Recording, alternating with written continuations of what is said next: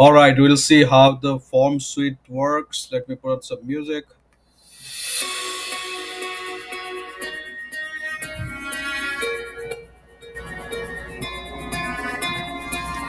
All right, so we go to Bloom Form Suite here. That takes us to the Forms application. Because I have already logged in, I have a subscription. But when you log in first time, you have to select this free subscription until whenever you have your Convert Bloom main subscription active, your Form Suite subscription will also be active, right? So this is a subscription that you have to take. Then you go to home. Here you can see the form. To create a new form, it says new. See, it says that subscription has expired, so you have to actually subscribe now. Once you subscribe, it will show up your subscription. This first time also you'll have to do the same. You click on new form, put a form name, let's say appointment uh, 2, and generate a slug. You can put a description.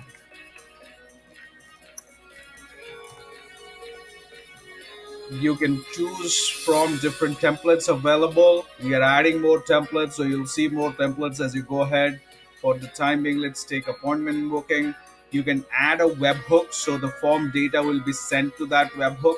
So for fact, I've just taken a webhook.site sample test, a webhook example.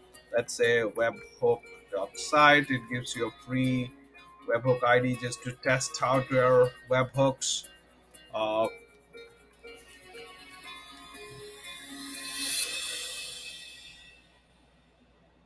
take the site, put it here, and you create a form. So basis the template. When you're doing this for the first time, it'll show you this, the process, but you can skip it if you want to see the process. Just a quick tutorial. You can see easy steps to start using the form generator. Uh, then you can see the different text area, drag elements from here. This is the core configuration area here. You move to the next. This is the form elements.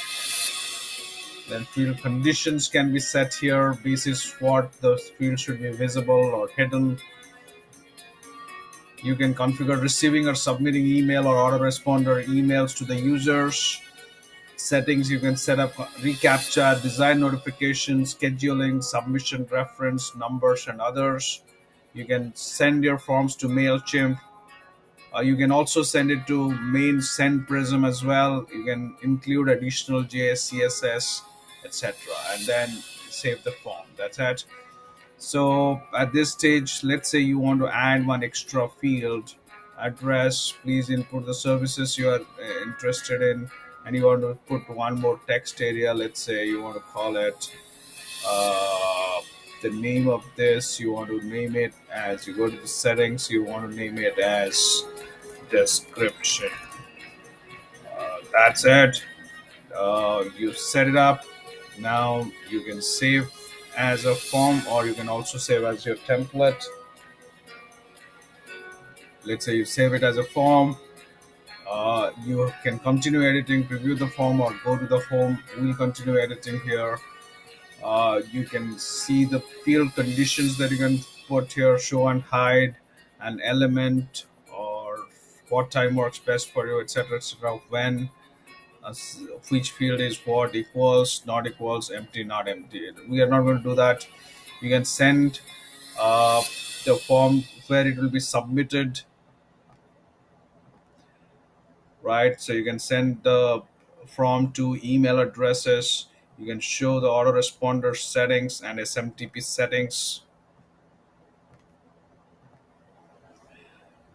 Enable auto response and SMTP. Use my SMTP. When you sign up, you typically have SMTP.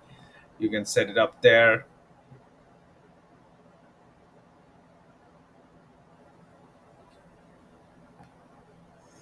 Then you can set up MailChimp. if you enable, you have to put the MailChimp API key and you can link it to the MailChimp list ID, name, and email. We're not going to email. You can enable your native uh,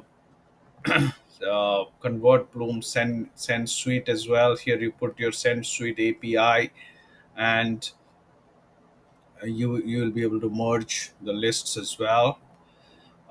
Additional CSS, JSS for the form styling. Now you can save the form. Some errors in input field. What is that?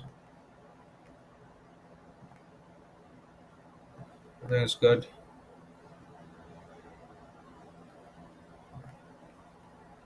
I believe I set up something and I have enabled it, but this was not set up. That's why it is showing that. So that was the error. Now what is that? Did I set up something here? Oh, I have. That's why. See, I had not put the API token. That's why the error was. So we save the form. Now you can review the form here. Now, if you once you go back to your home, this form will show up. You have multiple options. You can view, you can edit, you can delete, you can copy, you can report, you can download the HTML code, you can view the submission data, you can get a widget to insert it in external uh, websites, or you can collaborate. Right now, we're just going to view the form and submit a form. So enter your name, putting some number there. Then let's say I put the time it works best, and let's say some loan services and description hello. I put this as terms and conditions. You submit it. Email was sent successfully. And if you go to webhook.site, you have received all of that data as field ID and field 10, right? You have received all of that. You can process it the way you want. And here, if you go back to your form's homepage, you will see that appointment has one submission, and you can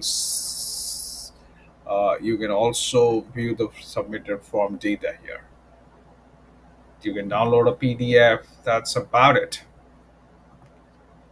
So go ahead and create some forms.